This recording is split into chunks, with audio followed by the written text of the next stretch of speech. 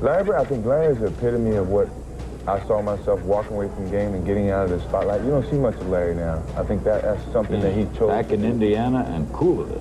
Which isn't bad. I like that. I really admire him for doing that. Michael Jordan just said something about Larry Bird and LeBron James that the internet cannot stop talking about. One sentence. That's all it took. No long speech, no dramatic press conference, no detailed breakdown of stats or championships. Just a single line from the man many people still consider the greatest basketball player of all time. And somehow that one sentence managed to light up debates across the entire basketball world. Fans, analysts, former players, and even people who barely follow the NBA started arguing about what he meant. Enjoy yourself, dog. Y'all gave us the run for our money. Yeah. All right, take care. Thank you. Work on that golf game of yours. Because when Michael Jordan speaks about greatness, people listen very carefully. They know he does not waste words, and he definitely does not say things casually. If he decides to make a comment about another legend, there is almost always a deeper meaning behind it. What made this moment even more intense is the fact that Jordan never directly spelled everything out. He didn't sit there and name players one by one. Instead, he delivered a line that was simple, but incredibly sharp. Anyone who understands the history of the league could immediately connect the dots. Within minutes, people online were already debating exactly who he was talking about and why. And this is where the conversation starts to get uncomfortable for some fans. Because when you look at everything the legends of the game have said over the years about Larry Bird, the respect level is almost unreal. Michael Jordan has spoken about him. Magic Johnson has spoken about him. Gary Payton has shared stories about facing him. Kobe Bryant studied him. The list goes on and on. So the real question becomes unavoidable. After hearing everything these legendary players have said about Bird, consider yourself a trash talker? Not really. I mean, come on, coach. A lot of people do it to demean people. I did it for fun most of the time. Right. Two of my favorite people. I got in the NBA. I got to stand next to Elvin Hayes at the center court. Loved him. And Creek. I was standing there talking to Elvin. I said, Elvin, see Kevin there? He's talking bad about you. What? I said, Kevin, tell him what you told me. He goes, what's that? I said, you're going to kick his butt tonight. He goes, hey, Alvin, I'm going to kick your butt tonight. Kevin's a rookie. Stuff like that, you know, but it really wasn't vicious. Me and Chuck used to get into a little bit. I was going to go I really liked Chuck. He knew I liked him. Oh, yeah. And but we you guys had battles in terms of talking. Yeah. The one I remember was when you told Chuck, I'm going to go right here in front of our bench. Yeah. I'm going to shoot on this spot. Yeah. And I'm going to drain it. And he said, Merry Christmas. Yeah. do you still believe LeBron James belongs in that exact same conversation with him? Be honest. Think about it for a second and drop your answer in the comments right now. Because this debate gets heated fast, and people on both sides defend their position like it's a championship game. But before jumping to conclusions, let's slow things down and actually look at the quote itself, because that one sentence is the foundation of this entire conversation. Everything people are arguing about right now comes directly from those few words Jordan chose to say. Michael Jordan explained it in a way that sounded simple, but the meaning behind it hit hard. He said one of them was feared by legends. Feared. That's a powerful word coming from someone who competed against the toughest players the league has ever seen. And then he mentioned the other player and said he did not have much to say about him. That was it. No long explanation, no extra context, just that line. And if you understand Michael Jordan's personality, you know exactly why that sentence landed the way it did. This is a man whose entire career was built on competition, respect, and proving himself against the best players on the planet. Yeah, I like people to talk shit to me, because it is what it is. I don't hold no grudges. I ain't got no feelings about it. It makes me even better. You know what I'm saying? Absolutely. Because if you was working with my mama last night and my wife, I was with yours too. You forgot she didn't call you for a long time. You know what I'm saying? I mean, she got in at 10:30. You mad at me now because I know what time she got in. You feel what I'm saying? Bird talk shit like we talk. Let me tell y'all something. Bird used to tell me, look here, man. I'm gonna go shoot this motherfucking jumper in your face right there in that corner. And it's gonna be your Christmas present. I'm gonna wrap it up and bust your head open. All that shit. He was the coldest dude I ever seen with that shit, man. Everybody be talking about these greats. They don't be always mentioning him. He was the shit. Yeah. The shit, man. He'll give it to you He measures greatness differently than most people. He looks at rivalries, intimidation, and the way other elite players react when they face you on the court. So when Jordan says someone was feared by legends, that is not casual praise. That is one of the highest compliments you can get from him. And when he says he does not have much to say about someone, that is not neutral either. For Jordan, silence can sometimes speak louder than words.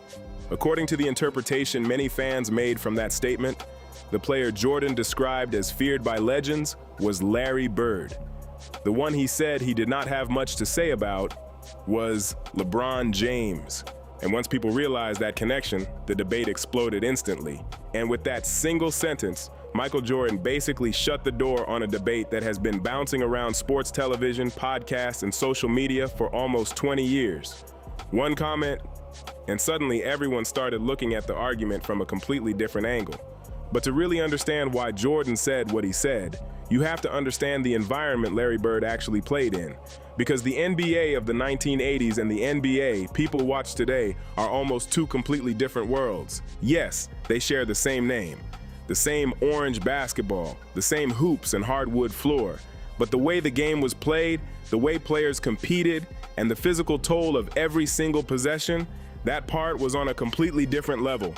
The 1980s NBA was brutally physical in a way that many younger fans simply never experienced while watching basketball. We still got to drop one here quickly. 14. This is a tie for the money. Yo! Win, Larry Bird at the buzzer with the two-point ball. 17-15 defends the long-distance shootout crowd at Chicago Stadium. Our winner is Larry Bird. Today's game is fast, skilled, and built around spacing and shooting. Back then, the game felt more like controlled chaos every single night. For starters, hand-checking was completely legal. That meant defenders could keep their hands directly on offensive players the entire time. They could push you, guide you, bump you, and constantly disrupt your movement as you tried to create space. Every step toward the basket felt like you were fighting through traffic. Now imagine trying to run an offense while someone is literally steering your body the whole time. That was normal basketball back then, and it didn't stop there. Hard fouls were not just tolerated, they were expected. Teams used them strategically. If a player drove to the rim, defenders were not thinking about gently contesting the shot. They were thinking about sending a message. If you attacked the paint in the 1980s, you knew exactly what was waiting for you when you got there. Bodies hitting the floor, elbows flying, players crashing into each other at full speed. And when the whistle blew, nobody acted shocked. That was simply part of the game. X-Man told a story on Tim Thomas and Scoop B's podcast about Larry Bird talking to you, saying, I'm the best from Indiana. Put a 3 into my balls. That's true? It is very true, bro. Bill Laimbeer was not some random exception either. He represented an entire style of play that existed throughout the league. The Detroit Bad Boys Pistons didn't invent physical basketball. They just took it to another level and turned it into an identity that opponents feared walking into. Teams understood that if you wanted to survive in that era, you had to accept the punishment that came with it. There were no easy possessions. Every drive to the basket felt like a battle. And then there is something else that people from that generation love to point out. Nobody in that era talked about load management. That phrase did not exist inside NBA locker rooms back then. If a player could walk into the arena, he was expected to play. If he could jog onto the court, he was playing. Even if he was hurting, even if his body felt beat up from the night before, the mentality was simple. The game goes on. There are countless stories from that time about players finishing games while injured or stepping to the free throw line barely able to move. Sitting out a regular season game to protect your body for the playoffs would have been viewed very differently in those locker rooms. In fact, many players from that generation say it would have been seen as weakness. Not strategy, not science, just weakness. And that difference in mentality is exactly why many former players believe Larry Bird's accomplishments hit differently when you understand the world he competed in. You showed up and you competed. That was the basic expectation in that era. There was no long discussion about it, no debate, no complicated explanation. If your name was on the roster and you could step on the floor, you played. That was the culture of the league at the time, and every player understood it. Larry Bird competed in that environment while dealing with physical problems that honestly should have ended his career much earlier than they did. His body was constantly battling serious issues, yet he kept stepping onto the court, night after night, like nothing was wrong. Bird dealt with bone spurs in both heels, something that eventually required surgery. Anyone who understands how painful that condition can be knows it is not something a professional athlete just ignores. But Bird didn't complain about it publicly. He simply kept playing. And then there was his back.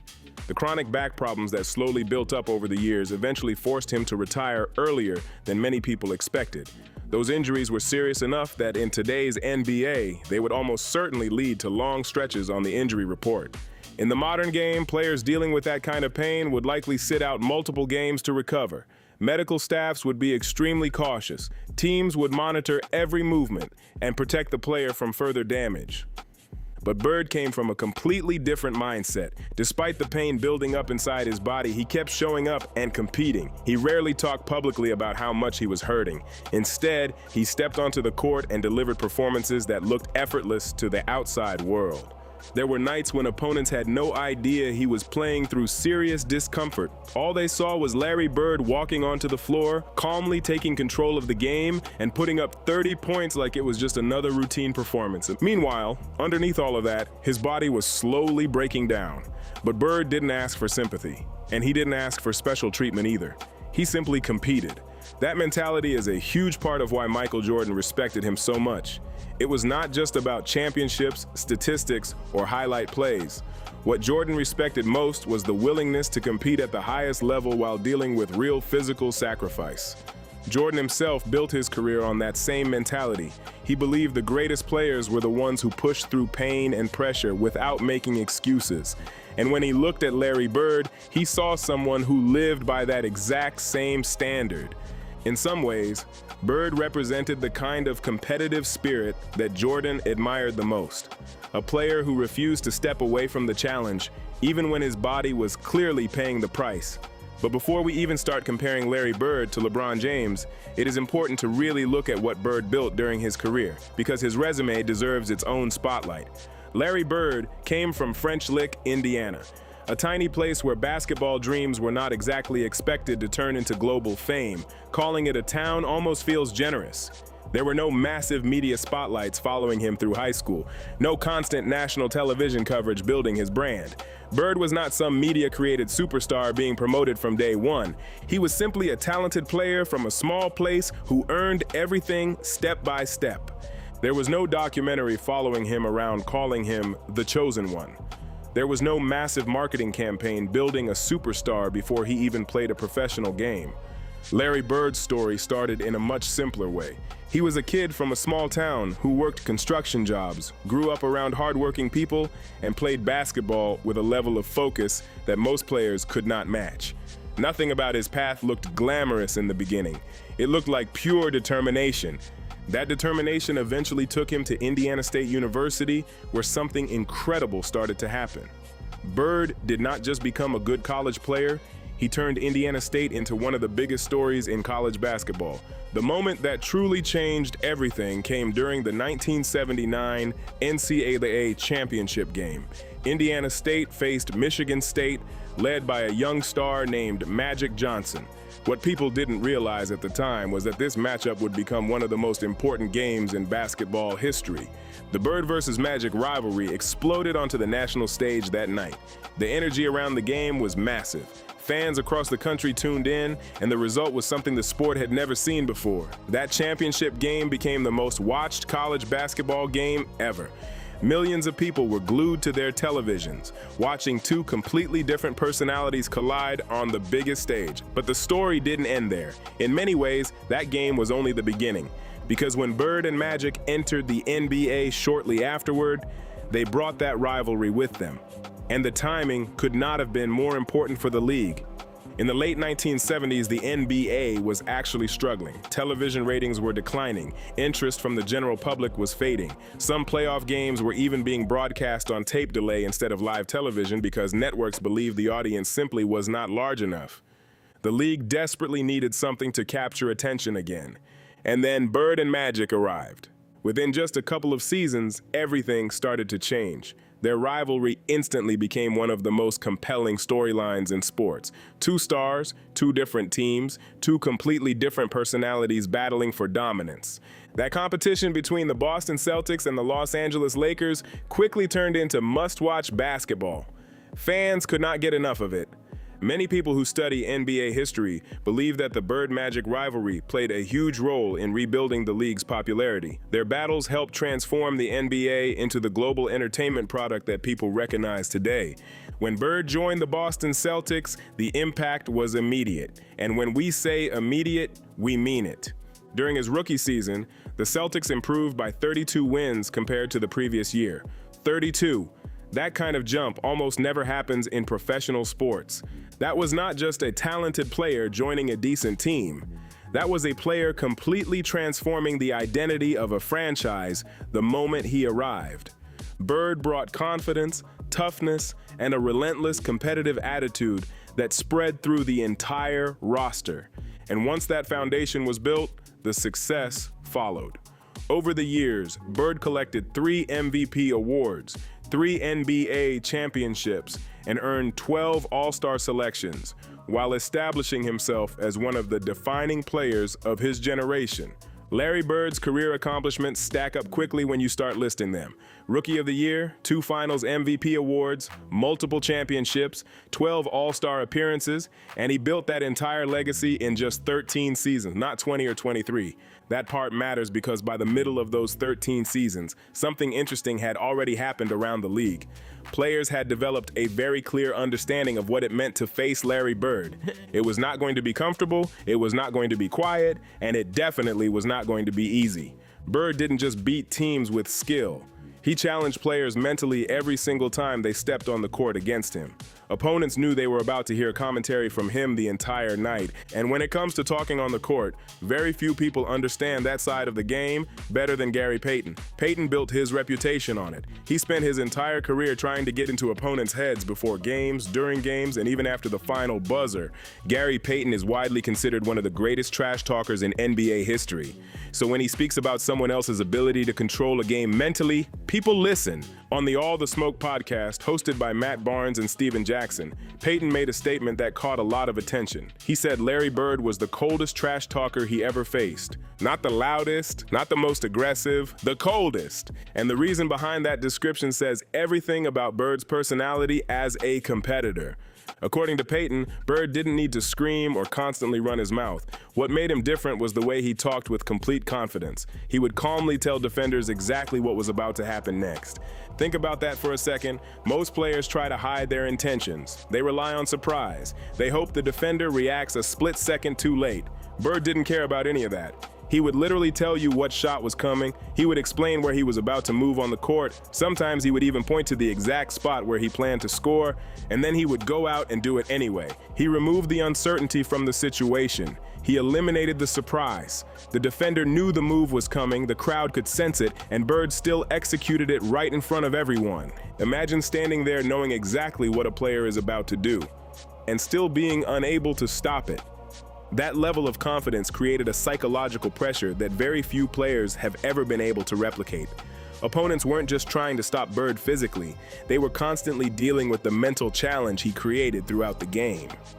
There are countless stories from players who faced him during that era, and many of them sound almost unbelievable. One of the most famous examples involves Shawn Kemp during his rookie season.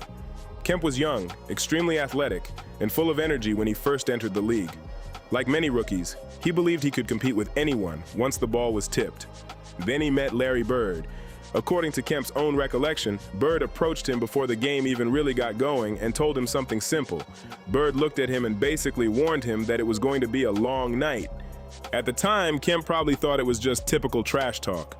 But then the game started, and Bird backed up every single word. By the time the night was over, Larry Bird had dropped 40 points, not quietly either. Every bucket came with the same calm confidence that defined his personality. Kemp later explained that the experience stuck with him for years. It wasn't just the scoring, it was the psychological control Bird had over the game. Think about how wild that sounds when you really break it down. A veteran player nearing the final stage of his career, dealing with back problems and physical wear, still had the ability to completely control the mental side of the matchup. Bird wasn't relying purely on athleticism anymore. He was relying on intelligence, experience, and competitive instincts that had been sharpened over more than a decade in the league.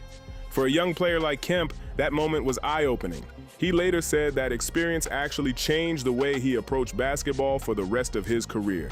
Facing someone who could dominate both physically and mentally forced him to understand the game on a deeper level. That's the kind of impact Larry Bird had on players across the league. And that reputation is a big reason why so many legends still talk about him with a level of respect that almost sounds different from the way they talk about most other stars. Dennis Rodman once tried to guard Larry Bird extremely closely during a game, thinking that constant pressure would slow him down. Rodman was already known as one of the toughest defenders in basketball, a player who took pride in getting under opponents' skin. But Bird turned the situation into something completely different. Instead of getting frustrated by the defense, Bird started yelling toward Rodman's coach from the court, loud enough for everyone to hear. He kept complaining that nobody was actually guarding him. Think about how bold that sounds. Rodman was right there in front of him playing tight defense, yet Bird kept shouting that someone should send a defender who could actually stop him. And the wild part is what happened next. The closer Rodman tried to guard him, the easier Bird made it look. The more pressure Rodman applied, the more Bird scored. Shot after shot kept falling. At the same time, Bird kept talking, almost like he was narrating the entire situation while it happened. Every basket came with another comment about how nobody was guarding him. That is not just confidence, that is a completely different level of psychological warfare. Very few players in any era have been able to control a game mentally like that. Bird wasn't just playing basketball, he was creating pressure inside the opponent's head. The defender started thinking about the comments, the crowd reaction, the embarrassment of the moment. Meanwhile, Bird stayed completely calm and focused on scoring. Stories like that are exactly why so many legends still talk about him with a unique level of respect. Take Kobe Bryant, for example. Kobe is widely known as one of the most obsessive students of basketball in the history of the sport. He studied everything: footwork, positioning, timing, angles, the way great players created space on the court. Nothing escaped his attention. And when Kobe talked about Larry Bird, he always highlighted the same thing. Kobe said Bird was always one step ahead mentally. Now think about the weight of that statement. This is coming from a player whose basketball intelligence was legendary. Kobe understood strategy, preparation, and competitive psychology better than almost anyone. So when someone with that level of understanding points to another player's mental processing as the thing that separated them from everyone else, that is not just casual praise. That is one great mind recognizing another great mind. Magic Johnson shared similar respect when he talked about Bird. For an entire decade, Magic and Bird defined the NBA. Their rivalry between the Los Angeles Lakers and the Boston Celtics became one of the most famous matchups in sports history. They faced each other on the biggest stages, championship battles, playoff wars, national television games that the entire basketball world watched closely. And when Magic reflected on that rivalry years later, he made something very clear. He said Larry Bird was the toughest rival he ever faced. Not just because of talent, because Bird had the ability to outthink and outplay opponents on any given night. Coming from Magic Johnson, that statement carries huge weight. These two players spent years pushing each other to higher levels, and Magic openly acknowledged that Bird was the one who challenged him the most. Now, this is where the conversation usually shifts, because when debates about greatness start happening, many supporters of LeBron James immediately bring up the numbers. And to be fair, the statistics absolutely deserve a serious look. Numbers are part of the story in any discussion about basketball greatness. For example, Larry Bird averaged around 10 rebounds per game across his career. LeBron James averages a little over 7. That difference might not sound massive at first, but context matters when you look at those numbers. Bird was grabbing rebounds during an era filled with dominant big men. Players like Moses Malone, Kareem Abdul-Jabbar, Robert Parrish, and Charles Barkley were all fighting for every rebound on the floor. The paint was crowded, physical, and extremely competitive. Every rebound was a battle. Every possession required strength, positioning, and timing. So when Bird consistently pulled down double-digit rebounds in that environment, it showed how complete his game really was. He wasn't just scoring, he was impacting every part of the game in a league filled with some of the most powerful players basketball has ever seen. LeBron's rebounding numbers are strong for a wing player, no question about that. But they exist in a completely different physical environment compared to the one Larry Bird played in. The context of the game matters when you start comparing numbers from different eras. Bird was battling for rebounds against some of the most dominant big men the league has ever seen. The paint was crowded, physical, and every rebound felt like a wrestling match under the basket. LeBron, meanwhile, has played much of his career in a faster, more spaced-out style of basketball. Teams shoot more from the perimeter, which naturally creates longer rebounds and different positioning for players across the floor. So when you look at Bird averaging around 10 rebounds a game in the environment he played in, it shows how complete his game really was. He wasn't just scoring or passing, he was involved in every possession. Now let's talk about something even more precise than rebounding: free throws. Larry Bird shot 88.6% from the free throw line for his career. That is elite accuracy, especially when you consider how consistent that percentage remained over time. LeBron James, on the other hand, has spent most of his career shooting somewhere around 73% from the line. That difference might not sound huge at first glance, but when you break it down, it actually becomes very noticeable. Free throws are the most controlled situation in basketball. No defender in your face. Same distance every time. Same motion, same opportunity to repeat the exact same shot again and again. Because of that, free throw percentage is often viewed as one of the purest indicators of shooting consistency. And in that category, Bird's numbers clearly stand out. If anything, the difference becomes even more important in high-pressure situations. Late in games, when every possession matters, being able to step to the line and knock down shots with confidence can completely change the outcome. Bird built a reputation for being automatic in those moments. And when you expand the conversation beyond free throws, his shooting profile becomes even more impressive.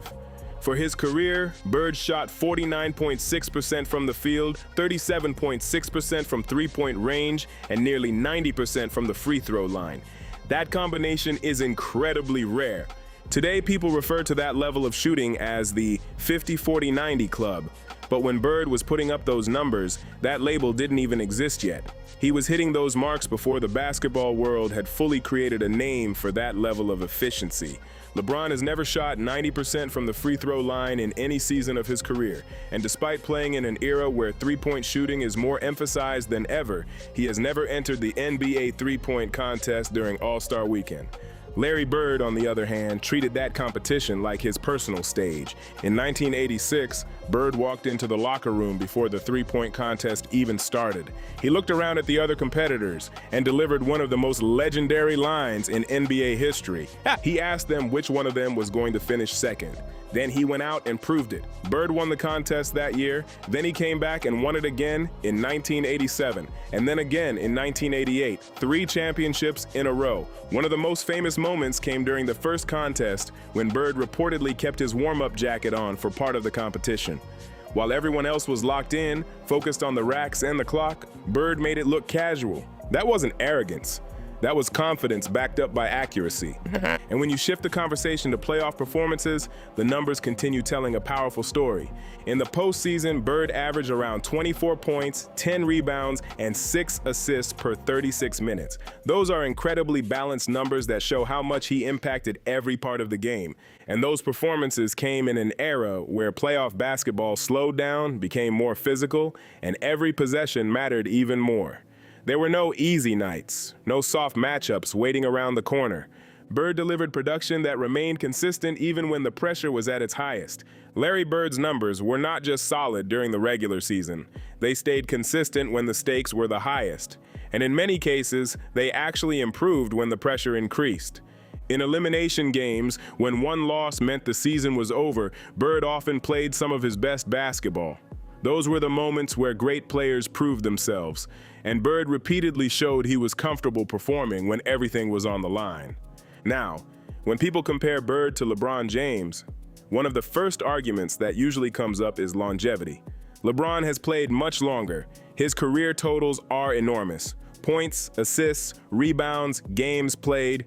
The numbers stretch across more than 20 seasons of basketball, and those totals are impressive. There is no denying that. But totals accumulated over 2 decades do not always tell the full story when comparing different eras of the sport. LeBron's career has taken place during a faster-paced, higher-scoring era where offensive players often receive more protection from officiating. The style of the game has shifted towards spacing, shooting, and protecting star players to keep them healthy throughout long seasons. That environment naturally allows careers to last longer and offensive numbers to grow larger over time.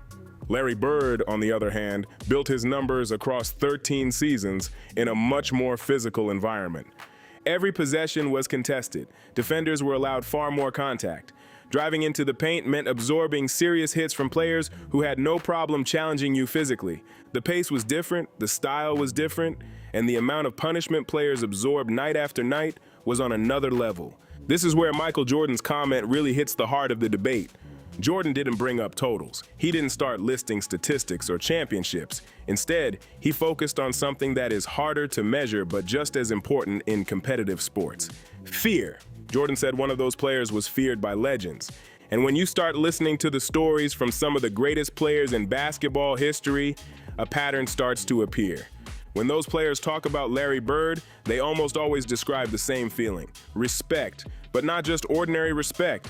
There is a certain edge to it, a sense that facing Bird required a different level of mental preparation. Opponents understood that he could beat you in ways you did not expect. He might score from outside. He might control the game with passing. He might dominate with positioning and intelligence rather than pure athleticism. And while doing all of that, he was constantly reading the defense and adjusting in real time. That unpredictability created a kind of pressure that many players still remember decades later. It wasn't just about the scoreboard. It was about the feeling that Bird always seemed to know what was about to happen before anyone else did.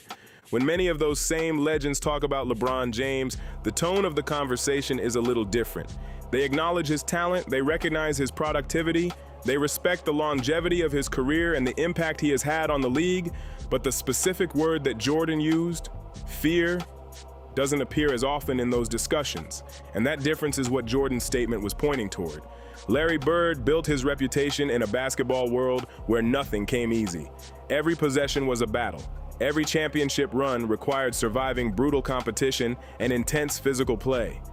LeBron's dominance is still real, and his accomplishments are significant, but his career has taken place in a league that has gradually evolved to protect star players more carefully. Offensive production is rewarded more. Sports science extends careers. Load management allows players to recover and stay healthy throughout long seasons. Those changes have shaped the modern NBA in ways that are very different from the environment Bird competed in. And that contrast is exactly why Jordan's single sentence sparks such a huge debate across the basketball world. Michael Jordan experienced both worlds of basketball firsthand. He competed directly against Larry Bird during the brutal era of the 1980s and later watched the rise of LeBron James in the modern NBA. That perspective matters. Jordan didn't just hear stories about Bird's era. He lived it. He battled against it. He felt what those games were like when every possession turned into a physical fight on the court. And he has also watched the game evolve over the years. The pace increased, the spacing improved, the rules shifted to encourage offense. The modern version of basketball became faster and more open. So when Jordan gave his opinion, it came from someone who had seen both environments up close. And the way he delivered that opinion was very direct. There was no long explanation, no diplomatic language trying to keep everyone happy, just a short statement that instantly started a massive debate. Jordan said one of those players was feared by legends, and about the other, he said he didn't have much to say. That sentence alone was enough to ignite conversations everywhere. Fans, analysts, former players, and media personalities all started discussing what he meant and why he chose those words. Because when the greatest competitors in the history of the sport speak, people pay attention. Think about the names connected to this conversation. Michael Jordan competed against Larry Bird. Magic Johnson battled him for championships. Kobe Bryant studied his game closely. Gary Payton spoke openly about the psychological pressure Bird created on the court. Different generations, different playing styles. But when many of the greatest players in basketball history talk about Bird, the tone of respect is always clear. They describe the intelligence, the competitiveness, and the confidence that made him such a difficult opponent. Now the debate will always continue among fans. Basketball conversations never truly end, and every generation has its own heroes. But Jordan's comment added a powerful perspective to the discussion, one sentence from someone who lived through the battles himself. So now the question goes back to you. After hearing all of this, do you understand what Jordan meant? Drop your thoughts in the comments and join the debate. And if you enjoy deep basketball stories like this, make sure to hit that like button and subscribe so you don't miss the next breakdown.